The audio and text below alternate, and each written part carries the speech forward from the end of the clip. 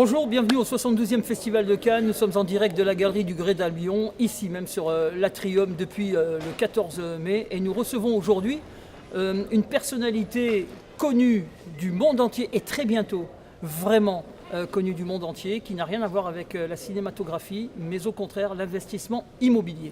Et j'ai le grand plaisir aujourd'hui de recevoir Diane Marcel. Diane. Bonjour, bonjour Diane Marcel. Bonjour monsieur. Vous avez aujourd'hui choisi le Festival de Cannes pour promouvoir un projet immobilier absolument pharaonique. C'est un projet immobilier qui va coûter aux alentours de 2 millions d'euros. 2 milliards de dollars, pardon. C'est un projet qui est mené de main de maître par une société de Dubaï, installée avec une filiale au Sénégal, qui est dirigée par Marcel Dienne.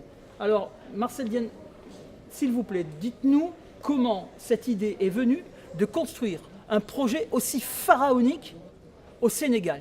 Il faut savoir qu'en 2050, il y aura 10 milliards d'habitants sur Terre. Et il faut savoir aussi qu'un jeune sur 3 vivra en Afrique. C'est la raison pour laquelle peut-être toute l'équipe de Summer Invest au Sénégal a choisi ce pays pour construire un projet pharaonique. Marcel Dienne va vous en parler beaucoup mieux que moi. Merci monsieur. En fait, comme vous l'avez si bien évoqué, l'idée de créer une ville futuristique au Sénégal, en l'occurrence le projet Diamniadio Lake City, nous est venu à travers un plan d'investissement et un programme qui a été établi par le gouvernement du Sénégal, qui s'appelle le plan Sénégal émergent, dont la vision a été initiée par le président, son Excellence Macky Sall. Donc ce plan, c'est pour objectif de faire du Sénégal un pays émergent à l'horizon 2035. Et dans ce plan, il y en a pas mal de secteurs porteurs de projets, tels que l'immobilier, l'énergie, et pour votre gouverne, on vient de découvrir une quantité importante de gaz et de pétrole au Sénégal. Donc nous sommes basés à Dubaï et nous avons eu l'expérience à Dubaï. Et nous sommes dit, pourquoi pas en Afrique et pourquoi pas au Sénégal? Évidemment, pourquoi pas au Sénégal? Je pense qu'avec le gaz et le pétrole, votre projet va attirer les investisseurs du monde entier. Avez-vous eu, au début de votre idée, en tous les cas, au début de votre projet, des difficultés pour trouver des financiers? Je ne dirais pas non, mais je ne dirais pas aussi oui. Parce que comme vous le savez, tout un projet doit suivre la chaîne de valeur. Auparavant, nous avons bien étudié le projet, côté technique, mais côté financier. Et on a recruté pas mal de sociétés de renom dans le domaine de l'architecture, mais aussi de la finance. Donc ça a été bien étudié, bien calculé. Donc on a aussi pensé à capter les flux futurs de revenus de gaz et de pétrole.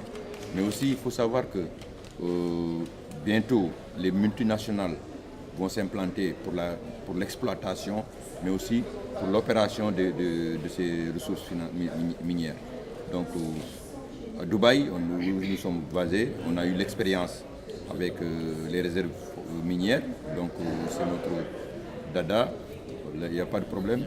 Actuellement, on est en train de sélectionner les vrais acquéreurs et les banques d'investissement sont derrière, au niveau de Dubaï, au niveau de l'Asie et surtout au niveau des Scandinaves. Très important. C'est très important de le souligner. La Scandinavie est en train de prendre des marchés énormes à travers le monde. Une ville futuriste, une ville où je pense que le projet est basé sur non seulement la vie ensemble, mais aussi où les gens peuvent travailler. Donc c'est une ville futuriste où non seulement on va travailler, mais on va vivre à l'intérieur. Est-ce exact?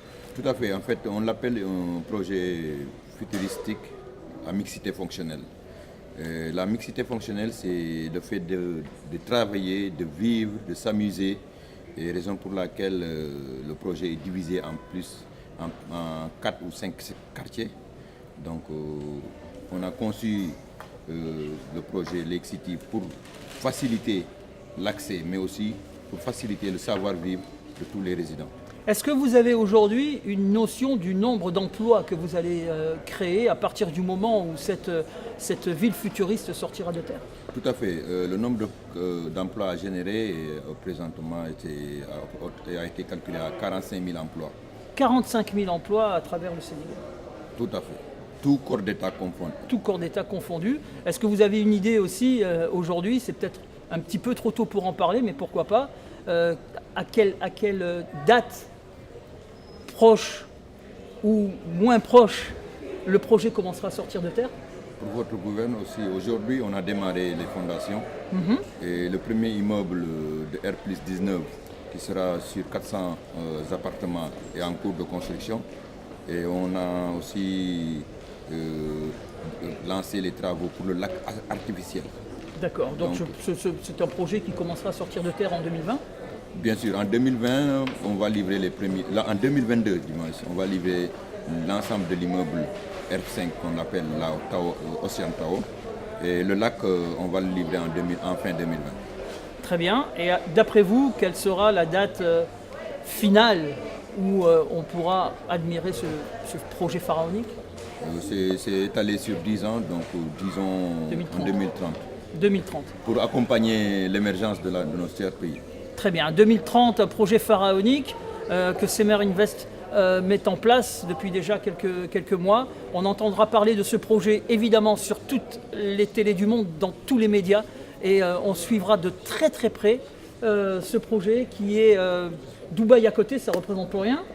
Ah bon, je ne dirais pas non, comme l'a dit un de vos confrères, on ne fait pas comme Dubaï, on fera plus que Dubaï. Pourquoi? Parce que les atouts qu'on a au niveau de l'Afrique et du Sénégal, le soleil, le beau climat, la proximité entre les Amériques et l'Europe nous poussent à avoir un bon effet de levier pour quand même compétir et dépasser Dubaï. Dubaï, tenez-vous bien, le Sénégal arrive avec un projet absolument fantastique, plus de 2 milliards de dollars investis dans cette ville futuriste. Nous allons suivre cet événement de très très près. Je suppose que nous ne serons pas les seuls à le suivre de très très près. Et je vous remercie d'avoir répondu à nos questions. Je vous remercie aussi d'être venu au Festival de Cannes. La dernière question, pourquoi la promotion de votre projet immobilier pharaonique pendant le Festival du film à Cannes? Exactement. Tout à l'heure, j'évoquais les différents quartiers, parce que dans le projet, on a prévu ce qu'on appelle la fashion design, la fashion avenue du moins, où on a prévu 5 salles de cinéma. D'accord. Et il y a une avenue de la mode. Donc quand on parle de cinéma et de mode, évidemment, on doit venir à Cannes pour voir la crème. Vous avez fait le bon choix en tous les cas. Merci d'être venu devant notre caméra et à notre micro. Je vous souhaite énormément de chance. Je vous souhaite le meilleur pour votre projet. Merci. Et on vous suivra de très très près. Merci beaucoup. Merci beaucoup d'avoir répondu à nos questions. Je vous remercie de votre fidélité. Nous allons nous retrouver très bientôt, toujours dans le cadre de ce 72e Festival de Cannes qui se terminera demain pour d'autres aventures. Bonne soirée.